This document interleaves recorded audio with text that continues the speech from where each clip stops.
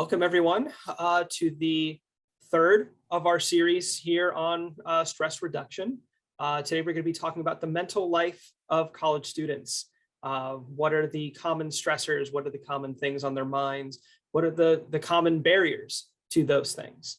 We're going to get started here in just a few minutes. We're still waiting for people to to trickle into the Zoom here. But thank you so much for joining us. We are very excited, Psych Services, to give this presentation here today. Okay, I got the note to take it away. So that's what we're going to do. So again, reiterating, welcome everyone to part 3 of the stress reduction series, the mental life of a college student. And so as we go over everything today, I want to remind everyone that you can please use the chat in the Q&A section here in order to reach out and ask questions. As for us, your presenters today, my name is Michael Carasillo. I'm a psychological intern that works with State Center Community College District. And my colleague, Michael Rita, is just like me, an intern here with the school district. And we're going to be taking turns here talking about stress reduction in college life, stuff that can be applied to understanding stress, understanding where your students are coming from, and more importantly, what are some ways we can help them. And so as we progress through this again, just a casual reminder, any and all questions can be put into the chat box. We do have the Q&A section, and at the end of this presentation, we'll open up for discussion and try and get some more of those specific questions answered for everyone. All right, let's get going. So what is the college student mental health generally when we think of it? And so Active Minds, a student-run organization that promotes mental health in 2020, compiled a list of both individual symptoms of mental health as well as sort of projected causes. And what they found was most college students report feeling stressed, anxious, really sad, isolated, lonely, financially burdened. There was a lot of people having to really just move, right? When we think about going to college, sometimes that means us uprooting from our homes and our lives and going to a different area, different county, different state. A lot of problems there. I don't think I have to remind anyone that the past few years have been filled with illness, not only for ourselves, but for family and friends. And when you're going to school, that's just one more thing that's just ever present. And then associated with that is the unfortunate truth of loss and grief being very present in most people's lives. And when we are doing school, regardless of the climate that we're in, there are other things that bother us, relational difficulties, both with friends, family, and romantic partners. And according to the Active Minds surveys that they did, the primary causes of a lot of these symptoms were the transition to online learning. People were not prepared to transition, and it required a lot of shift from everyone in order to get into that mindset. And more recently, a shift to get out. And so it's, for some of us, it's easy to go, okay, no, I'm done with online learning. I'm ready to be back in person. But that's not the case for everyone. And that sudden shift can still increase a lot of these symptoms we're seeing. Again, that uncertainty and fear of the future. We just got out of a pandemic. It's not entirely over. And so we're still wondering what's around the corner. People don't know.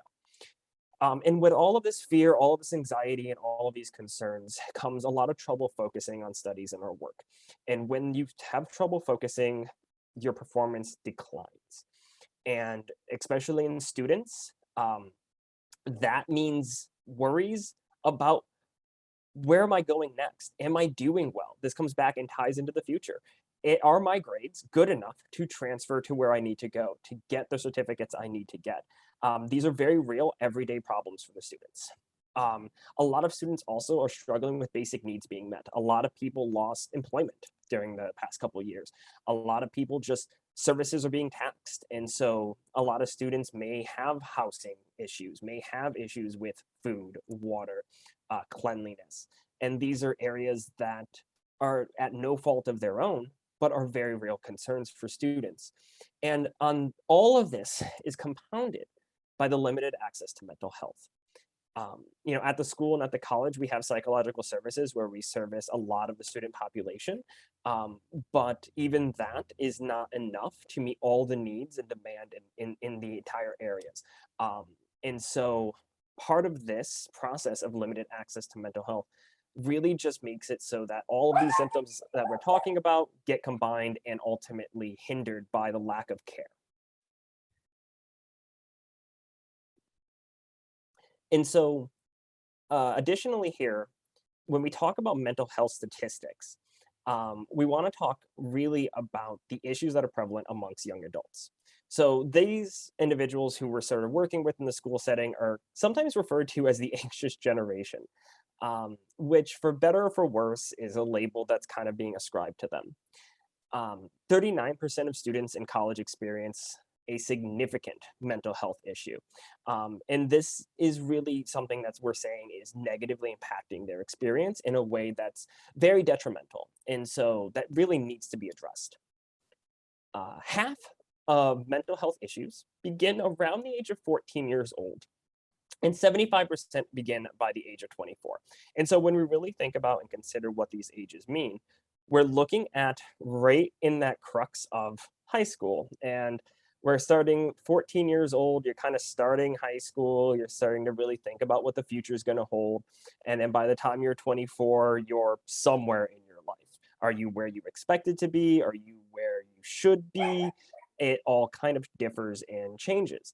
And so this is a lot of the mental health struggles in terms of what our experiences have been start to manifest around here. My apologies for my dog, if you can hear him. And 67% of people 18 to 24 years old with anxiety or depression do not seek treatment. And this is one of those big factors here that when we do these sort of talks, that we're trying to really reach out for, because a lot of anxiety and depression symptoms can be modulated. But when you are dealing with this inability to seek treatment and get resources and get help, there it is. 67% of people just don't get there. There is a nice graphic here in these slides. It is a little bit small, but when you kind of do the recording, you can kind of stop and really look at this and take a look. But what's important, that the biggest takeaways here are that 1 in 4 students live with diagnosable mental health disorders any given year. That's 1 in 4. That's a very large number. And so you have about 50%, just under 49.5, report feelings of hopelessness. This ingrained idea of nothing I do is going to matter. What's the point?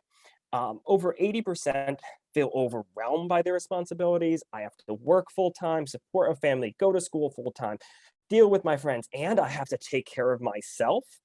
Too much. Something's got to give. And then 60.5% report feeling lonely. We come back to that feeling of isolation and the lack of a support structure for students. They are feeling overwhelmed. They are feeling like there's no way out, and they are feeling like there's no support for them. And so when we really look at that, we really have to take that away as a piece of this, is that all of the college students and a lot of, friends and family who are going through these symptoms, they feel alone. And so just keep that in mind as we kind of keep talking and going forward, as being one of the more simple things that can be done to help people, being present.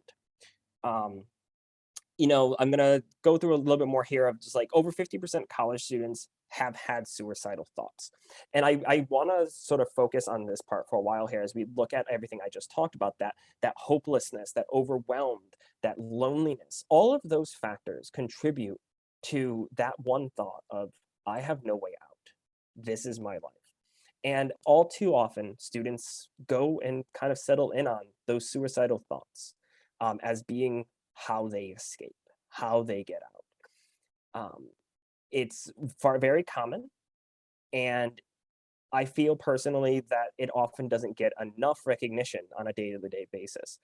You often talk about suicide, and there's this tendency to shy away from it, when really what we need to do is we need to provide support. Because again, 60.5% report feeling lonely. If any of those 60.5 are also feeling suicidal, and with about 50%, we can give it a good margin. The last thing they need is to not be given attention. And so If you take nothing else away from this webinar, take away the fact that people need to be supported. And regardless of what they're going through, they need to be cared for in a compassionate way. And so just to kind of really push this over as you kind of look over the student populations that we work with, 1 in 10 students seriously consider contemplating attempting suicide. That's 1 in 10. Average class size is between, I want to say, 13 and 20. So any given class, statistically, between 1 and 2 students has contemplated suicide at any given moment. That's a lot. That's why we need to sort of focus on and talk about this, because it's far more prevalent than I think many people realize. And it's time for a change. It all starts with fighting the stigma and changing the way we address mental health issues. And I love the way they kind of put this here with this image, and the actual para-align.me, the people who run the mental health there, gives a lot of information, a lot of great resources. And so if you want to further your education independently, I would recommend checking out that, as well as any other site that offers information on this topic, because it is very important and it is something we need to continue to invest our learning in. So I mentioned it a little bit, but let's talk COVID. So something that we can't ignore, and something that is relatively new to our generation, working with students, working in anywhere really, is the impact of COVID-19. And so we have to consider its impact. This is not something that we're able to go year by year. Subtle differences have changed. This was a major switch in student learning. Um, you know, and as sort of was noted, that switch for, okay, we're in person one day, we're online the next for a year or so, and now we're back in person, we're expected to constantly adjust and change, combined with fear of sickness, death, loss, grief, hopelessness. Again, all of the same things we've talked about sort of compound into what COVID brought and enhanced for everyone, because it made everything that much worse. So research was conducted with a large student population, and sort of queried, what was that really the impact of COVID-19? And so we found that 1 in 5 college students indicated that their mental health significantly worsened during COVID-19. As a student myself during the time frame, I can agree. It was extremely stressful. It was one of those moments where, if I reflect on my own experience, I almost shut down for 3 months, right, in the middle of grad school, because of COVID-19 and that fear and what was happening. So this is a very impactful and powerful thing that happened to everyone. And so 1 in 5 college students really acknowledging that that happened to them is a lot of students. 80% of college students reported that COVID-19 negative impacted their mental health in general. And so the first 1 in 5 was during COVID, 80%, and now we're talking about, like, in a general sense of their mental health. A lot of switching, a lot of stuff happening, all of those things we talked about, really big. And so just remember, that's 8 out of every 10 students has a worsened mental health state than they did pre-COVID. That's extremely important to remember, because what that literally means is that the student body from pre-COVID is not the same as the one that we're working with now. It's just not.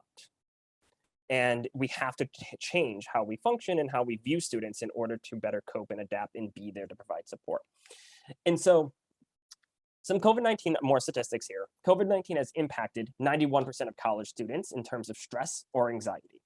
81% of college students report increased levels of disappointment or sadness. 48% of college students report financial setbacks. 56% of college students report having to relocate. Dorms were shut down in a lot of places. Jobs were lost. Resources were suddenly unavailable. And now it's all kind of coming back, but we don't forget. And so my favorite slide of this entire presentation, because it's full of colors and pictures, is this one. So there's a lot of science here, and I don't want to bore everyone with all of the nitty-gritty details, but that's why I like the color coding. So we have the 3 colors, green, red, and blue.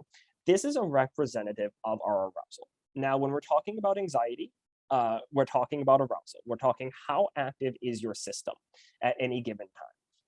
And so what's really important about this chart is that green box at the bottom. And if you pay attention to that, that is the part of your anxiety and your arousal level that is the most efficient. When you're really low anxiety, really low arousal, you can experience joy, you're curious, you're compassionate, you're grounded in reality.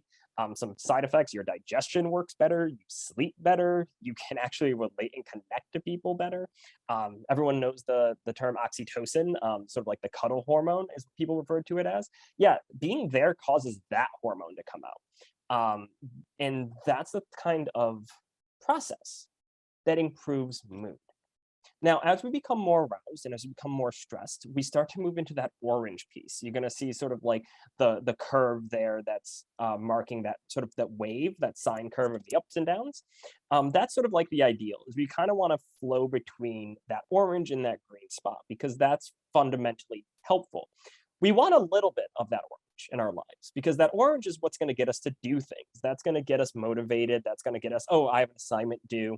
That's what's going to get us that little bit of anxiety, that little bit of worry and concern. That's going to say, okay, I have something that I have to do. I have something that I have to accomplish. Let me get this done, or I need to protect myself in some way from anything that's going on. And so that's the part of us of like, hey, I can do stuff. And this is when you start to see like your heart rate increase or your blood pressure goes up.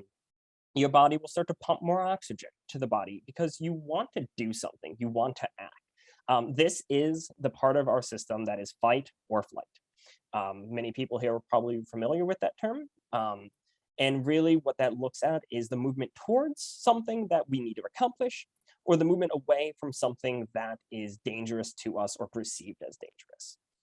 And so sitting in here is pretty good sometimes, but ultimately you do want to come back down to the green. You don't want to be floating around in the orange too much.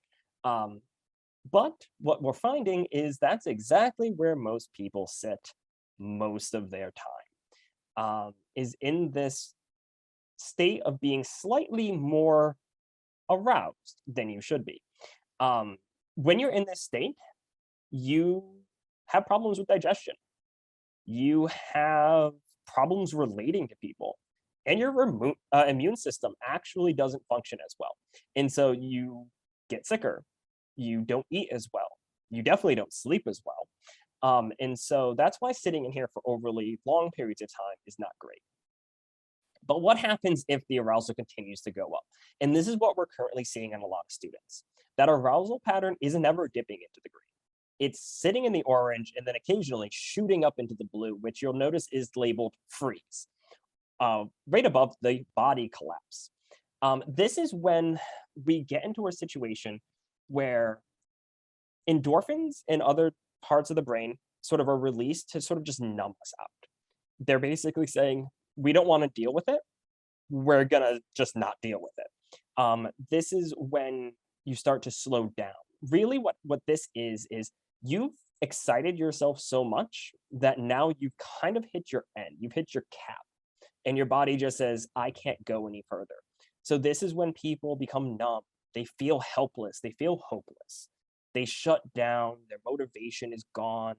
They may be thinking, well, if I wasn't here, things would be better.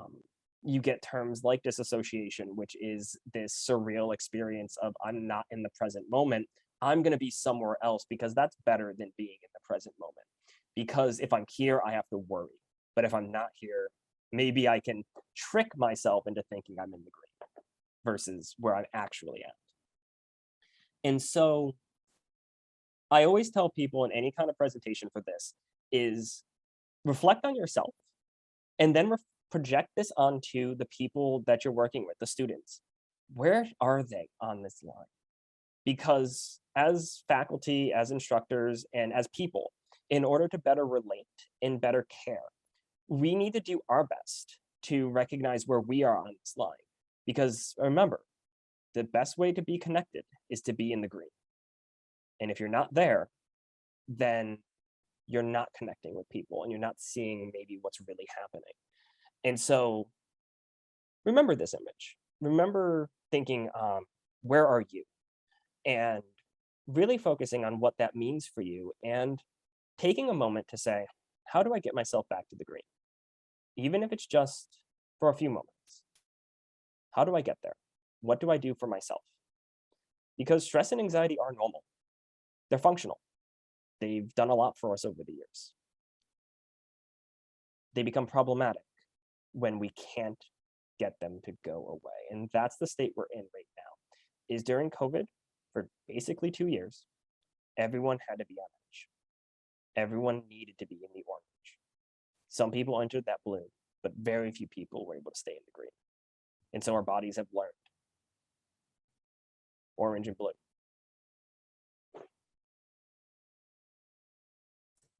Okay, thank you, Mike. So we're going to be moving into talking about some of the barriers to seeking help for all of these things that Mike just outlined. And I want you to keep those statistics in mind too, that the absolute prevalence of this among college students specifically. It's so common. And, in psych services, we get a lot of, concern from, fellow students, students about other students in their classes regarding how do I make myself available for the mental health of others. We get concerns from faculty, from staff of, if there's a student in, experiencing mental health problems, what do I do? How do I help? How am I supposed to interact with someone suffering from mental health, negative mental health, negative mental health circumstances? And I hope that one of the major takeaways from the statistics that Mike put out there is you already have. If you spent any sort of time, significant time on the campuses or with students via Zoom, in person, what have you, if you've been here in this community for any length of time, you already have dealt with students, have conducted yourself with students that are suffering from these things. And so then the question becomes, well, why aren't I picking up on it? Why aren't they being more vocal about it? Why aren't they saying more about what's going on with them? And just as anxiety is normal, anxiety about revealing that anxiety or depression, what have you, that is normal as well. But there are things we can do about it. So what is mental health stigma? Ultimately, it is a negative evaluation of those with mental illness or of mental health treatment. And I would go even farther to stretch that that definition come up with by those psychologists in 2018. I would extend that to really anybody talking about mental health in any capacity. When someone is diagnosed with a mental illness, they no longer are seen as an individual, but a part of a stereotyped group. Oh, you're one of those that suffer from this. I'm going to treat you according to that label now. And people that are suffering from those circumstances, the importance of being seen, the last thing they want to do is stop being seen as an individual, as a person. So they don't talk about their mental health circumstances. They don't talk about the realities that they're facing, that all of us are facing in one level or another. It's all too common. But you see this pipeline of stereotyping that becomes prejudice, that becomes discrimination. We've seen it particularly with our athletes, especially. It's very common on college campuses for athletes to not share whether, what they've been feeling about really anything in their lives that could be perceived negatively, any sort of reality, psychological reality that can be perceived as mental illness, because they'll go to this place of, if coach finds out, they won't let me play. And so very, very common within that particular population of college students to really feed into this stigma, to perpetuate it in their own lives because they're afraid of discrimination. Stigma that is associated with mental illness can be broken down into two types: public stigma and self-stigma. So let's start with this public social stigma. Let's start with the reason as to why many of you are joining us here today, because we've identified and are seeking to combat this social stigma. It's the negative or discriminatory attitudes that others have about mental health, that people with mental illnesses are dangerous, they're problematic, they're violent, they're tripped out on different drugs, and that's probably what caused their mental illness. They're criminals, they're a danger to themselves and others. You know, they should just be pulling themselves together. All of these different things, associating mental health illness with weakness. You're not a strong person if you experience mental health. We know from the statistics that Mike shared earlier that that simply isn't true. If anything, it takes a tremendous amount of strength to acknowledge the realities of mental health. But this is what society in decades past, multiple generations have espoused this value of mental illness being something that debilitates your character, not just your functioning. And so there are different parts of our society, these values, that social stigma supports the stereotypes about people. Society, whether we wish to or not, engages in this collaborative scaffolding of like this pipeline that we mentioned earlier, that stereotyping elevates into prejudice, which elevates into discrimination. That is the byproduct of a lot of the social stigma that just keeps feeding itself and feeding itself and feeding itself, all ultimately keeping students from seeking help or vocalizing what it is that's going on with them mentally. The other piece of this, and it's concurrent with society, it's concurrent with the social stigma. Those with mental health, negative mental health illness, what have you, they're also getting it on the other end of, they're getting it from the self. It's these negative attitudes that someone is placing on themselves that include internalized shame. They start believing the messages of, maybe there is something wrong with me. Maybe I'm not strong enough. Maybe this is my mistakes catching up with me. Maybe I deserve this. When society is feeding these messages to you, when people are treating you differently, when you do have the strength to share, then they internalize that. They make it a part of who they are. It's no longer just mental illness is no longer a part of their circumstance or this particular season of life. It's about who they are as people, and it's parts of themselves that they need to change. And once they start to really believe that message internally, this is going to affect how someone thinks about themselves, their self-worth, their relationships with other people. And it's also going to introduce doubt as to, when talking about relationships with others, relationship with a therapist or a psychologist. When you've attributed yourself as a bad or a weak person, then, well, why would I even seek out therapy? Why would I want to talk to anybody about this? Why would I want to, email my teacher and let them know, oh, this is why my assignments have been turned in late, or this is why I've been missing class? Why would I want to do that? Why would I want to out myself as the weak person that I am? That's only going to result in being more hurt. And so it's a huge barrier for people seeking help.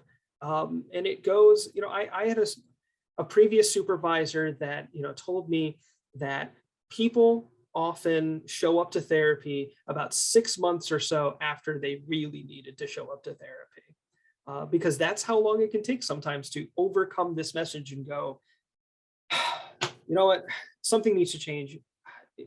I need to talk to somebody about this. I just can't bottle it in anymore.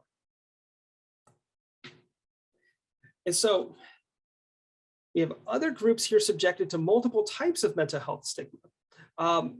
People with intellectual disabilities, especially ones that are noticeable. There are many that aren't. Those that come from a cultural ethnic minority group. Culture informs the way that mental illness is perceived. Any sort of negative psychological experience is perceived, thoughts, feelings, behavior. It's all filtered through, like anything else in the human experience, it is filtered through our culture. It's filtered through the people that raised us, the communities that we're a part of. And so that's social stigma. We have this macro social stigma of everybody in society, all 300 million plus Americans engaging in this. Now you have this other layer of my immediate community, that society that I'm more active with, that's going to have its own form of social stigma. And so we have a few examples here of the various communities that our students come from, that they're subjected to this as well. In their symptoms, in their mental health life, they're thinking about these things in one way or another. And so those from Asian cultures, it is very common to believe that those seeking professional help for mental illnesses are going to, seeking that help might be counter to the values of having a strong family. That why would I go to a stranger about this? Why don't I trust my family enough to talk through these things with them? Emotional restraint. Why would I want to tell other people about these things and talk about my feelings when I really should just be able to handle them? Having these values of restraint, composure, maintaining emotions, and then avoiding shame. A common phrase is saving face within these communities. If I'm too open, if I'm too transparent and vocal about the realities of my mental health, that might bring on shame, a lot of the social stigma we talked about before, but now it's going to be a reflection of my family. And they're going to be shamed because of me, and I can't have that, so I won't talk to anybody. Those from an African-American background, there might be some very legitimate and grounded distrust in mental health care, the system that mental health care workers represent, and then fear about how others would react to them seeking treatment. Oh, what if people think I'm crazy? What if people, think that, again, going back to weakness, what if people think that I'm not strong because I'm going to therapy? I guess therapy isn't something I should do then. It's only going to make it worse. And then Latino, Latina, Latinx culture, this is that background. People from that background are also going to go through the same thought process regarding shame that we just talked about other communities going through. Medical interventions, huge stigma surrounding that. That's I don't want to be up on pills. I don't want to rely on pills to make me feel better. Being related to the idea of being crazy or associated with illegal drugs. These are all of the things that we need to be mindful of when we're, even when we're encouraging someone to go get help. But we have to, be very mindful that culture plays a big part in seeking to change these things, as well as just facing the reality that everything we're talking about today is much easier said than done. Being able to respect that goes a long way. Might sound paradoxical, but recognizing this goes a long way in combating this and helping people overcome that threshold to get help, to be more vocal with and be supported by their community. And so ultimately, what are the harmful effects of mental health stigma? What is this actually manifesting like in the lives of college students? Well, goes to hopelessness, goes to that freeze response that you saw on that infographic. Lower self-esteem, difficulties of social relationships, reduced likelihood of staying with treatment. You might give it a chance. You might go to a therapy session or two before you talk yourself out of it. More difficulty in the classroom, at work, that you'll start slowing down even in the things that are going well. Things like depression, things like anxiety might start to impede that as they worsen. Even the things that you are doing well won't come through as much. And so that's going to kind of create this feedback loop where, again, oh, I'm not strong, oh, I'm not weak, I'm not holding it together, right? And so that stigma is going to rear its head there. Stereotyping and derogatory labels, blaming the self for letting things get the way they are in the first place. Blaming yourself, even with something like COVID, something that by definition was so far out of our control, especially in the early months where we still didn't have clear guidance on how this virus spreads, people blaming themselves for other people in their immediate families and social network getting sick, contracting the illness. Mental health stigma absolutely feeding into that. Social isolation, loneliness, lack of understanding by friends, families, teacher, keeping them isolated, fewer opportunities for work, for school, for social activities, bullying, physical violence sometimes, harassment. A very common thing that we hear in psych services is people getting in arguments with their significant others and their significant other telling them, you need to go get help. There's something wrong with you. And we have to pick up the pieces of that and reverse engineer that and go, do you really think you need help? Is this something that your partner stigmatized against you and that's really it? What would it look like for you to help yourself? What do you want to make therapy rather than just cave into what it is that someone else is telling you to use it for? Distress, secrecy, even if you are getting help, not telling anybody about it. The ethics of our profession are also really big on this too, the confidentiality element of it all. And then ultimately being the mental health stigma, causing those to be treated differently than other people in society once they find out that they're struggling with something. How do we reverse course? How do we reduce mental health stigma? In addition to the therapy services that we offer, that in psych services, we absolutely, if you know students that are suffering from these things, give them our website, give them our phone number, tell them that we're here.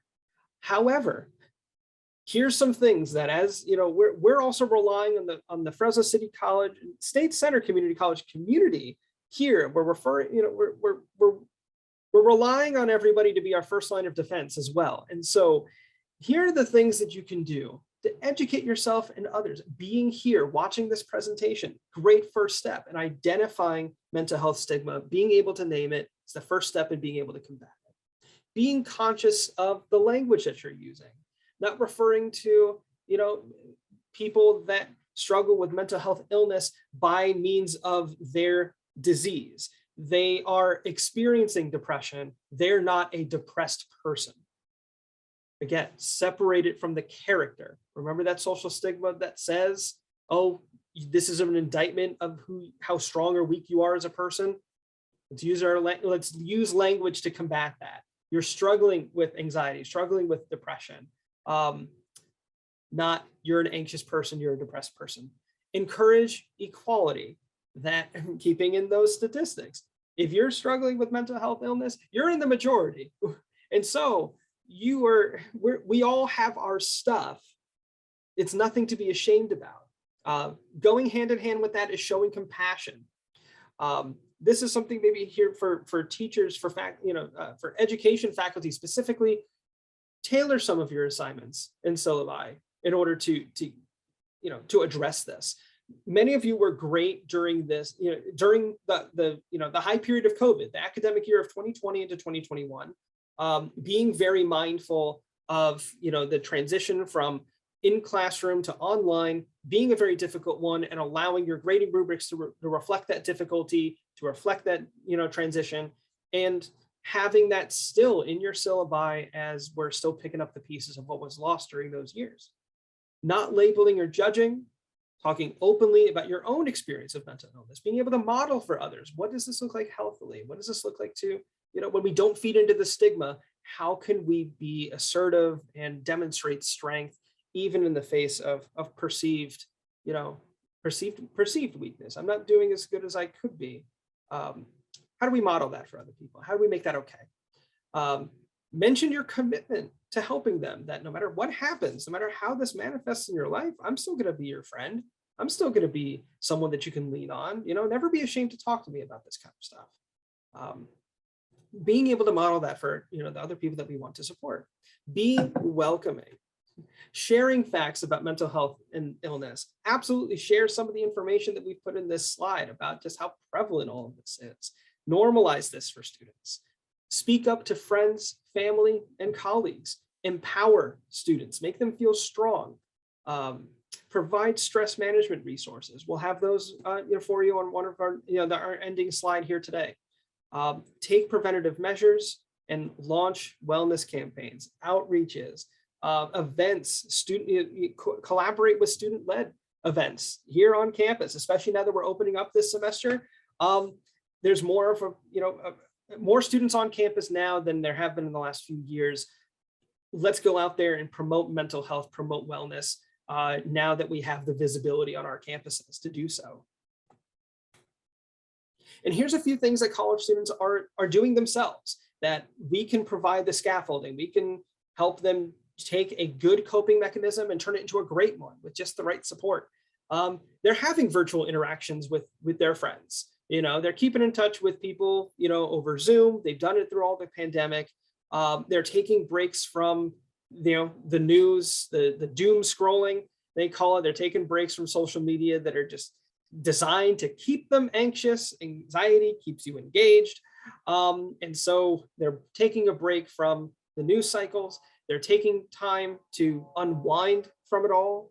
They're setting their goals and priorities. They're really learning now, what is important to me? What's actually important, rather than some of the things that I used to think were important. They're taking care of their body. They're recognizing this mind-body connection.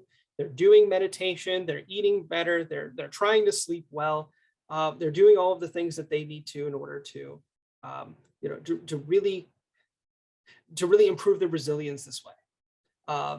They're connecting with others, whether that's over virtually or in person. Even connecting with pets. They're being around animals. Animals don't judge. Animals are just happy that you're there. And so it's a strong point of connection that we really cannot underestimate. They're focusing on the facts of their realities rather than spiraling into negativity over perceived experiences, perceived facts, things that we've been, society has programmed people to believe. They're able to step back and go, what are the facts? What's really going on here? Grounding themselves in what they know they can believe rather than exacerbating their own depression and anxiety with things that they've been told to believe. Family support, when their family is supportive, allowing themselves to be supported by those living at home with them. Taking advantage of virtual mental health services. In psych services, we are using a hybrid model. Yeah, we're seeing more and more students in person as the campuses open up, but we're also going to be keeping our Zoom appointments for a very long time. And so we'd appreciate letting students know that we're having those services available. Becoming involved with campus student groups. Here at Fresno City College, we've had club rushes, 2 or 3 of them, I think, this semester that have been very well attended. They're getting engaged with one another. Now that we're back on the campuses in a big way, students are connecting with each other. They're also taking very seriously their privacy. They're being measured in the ways that they're relating with others, relating with other students, faculty, teachers. They are being very mindful about how much they share, which is a great resiliency factor. We need to be aware of the shadow side of that, which is the stigma we've been talking about today.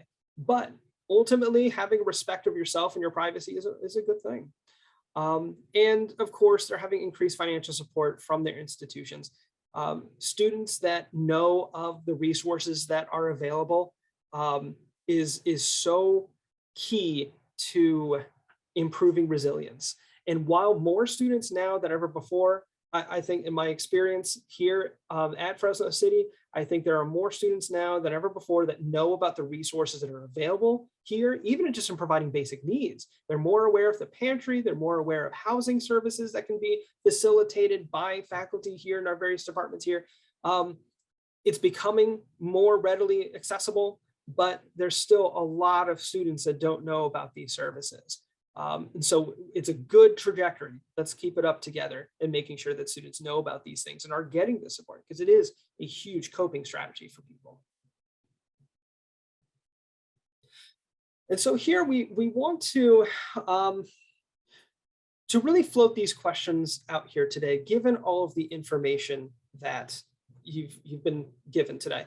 And if you don't have any questions, or if you don't have any response to these questions right now, that's okay. We recognize that we've thrown a lot at you today. But we're, Mike and I are giving you these questions to ponder and to reflect on in your work with them. What do you experience as the biggest barrier to relating to college students? You personally, what is the biggest barrier that you have in the realm of mental health stigma, or in the realm of just the college experience as we've highlighted it, what are what's the one thing that really keeps you from relating to the life of a college student, or at the very least portraying yourself, letting the student really receive you as someone who's relatable, someone they can talk to, someone they can ask questions from. um, Identifying that, being able to meditate on that, being mindful of that in your interactions with students is going to go a long way in making you more relatable to students and letting students know that you're a safe person. And are there specific mental health considerations that feel more daunting than others?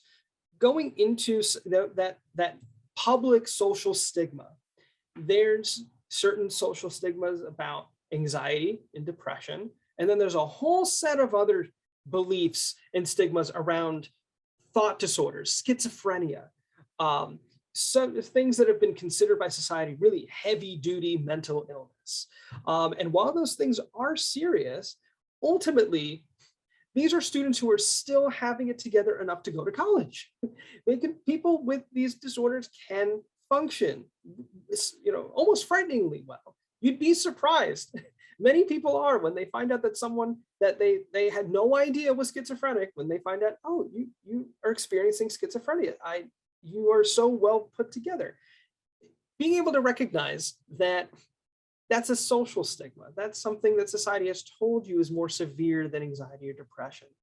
To use schizophrenia as an example of how we can upturn that whole thing and go, how can we begin that process within ourselves of going, what are some things that I've felt, I've been told to believe are a much bigger deal than they actually are?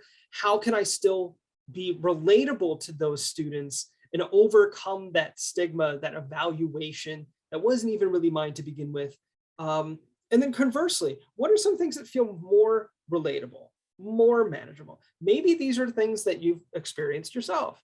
Maybe depression isn't so scary when it shows up in a college student you're interacting with, because you felt depressed yourself. You know what that is like. You know how life moves on even with it. You know how to take that darkness and recycle it into life, or find the silver lining, or what have you. You have your own resiliencies and coping mechanisms. And so maybe that helps you relate to others.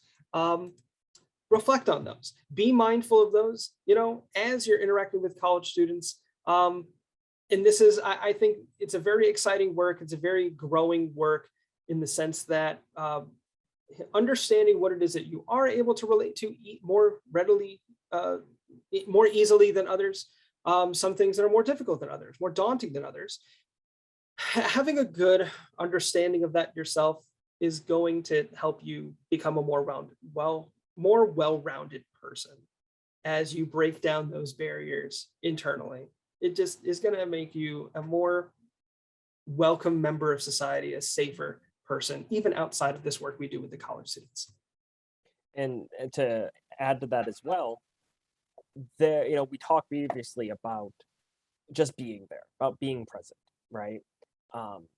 Thinking about yourself and thinking about your experiences when we consider what the impact of just being present for your students is, without really having to dive into the complexities of mental health, just being somebody to be, hey, I can listen. Just opening up and being honest about your experiences. Hey, I'm also scared. Hey, I'm also nervous. These are things that I'm going with. And just kind of being honest to the point that you're comfortable being honest makes you, as Mike was saying, relatable. And when you're relatable, you're approachable. And that's, again, it's the simple part to the complicated question. If students don't feel lonely, if students feel like there is support, that matters a lot. And so remember that. It's not always about creating distance. It's not always about putting yourself as this, I am the instructor. There's part of it that has to be, I am human.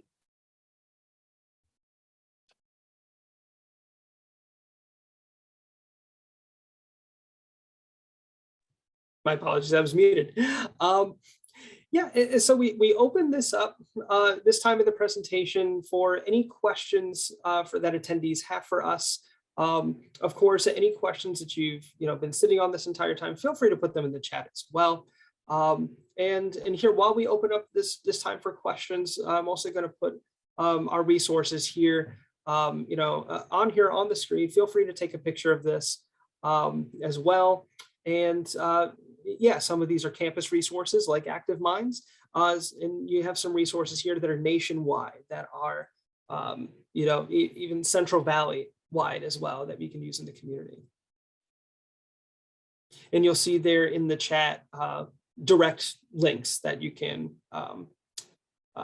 copy and paste.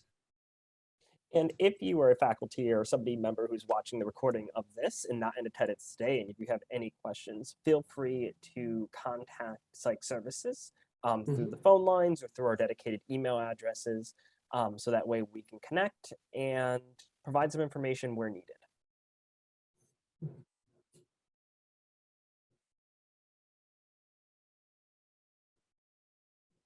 And if nobody has any questions for us at this time, again, I reiterate what I said earlier. We've thrown a lot of information at you today, but feel free to ponder those things. And just like Mike was saying, feel free to reach out to us. We're always available for these kinds of consultations. Yep, and just by looking at each of the school's websites, if you're part of Fresno City or part of a different campus, all of the information for email addresses and phone numbers of Psych Services for the respective campuses and members are available all up there, just through Google. And so any and all questions can be asked of us in that capacity. And overall, just thank you again for attending this talk. Thank you again for recognizing these issues as important. And we thank you so much for just the opportunity, giving Mike and myself the opportunity to speak to you all today. Yeah, I have to mimic that. If nothing else, one of the biggest things that we kind of are trying to get across is the need for just being present and being there and doing your best. You don't have to be perfect. You just have to do your best. And part of that is going to be attending events, and engaging. And so, I really can't even emphasize, like, these kind of talks are very important. They're very powerful. And I know for the two of us, we're very passionate about the subject, and we don't have all the time in the world. We could go on all day. And so any interest you have in learning more, talking more, anything like that, again, I have to encourage you to reach out, let us know, and we can connect and maybe see if, we can extend some more help and information to you, anyone who needs it.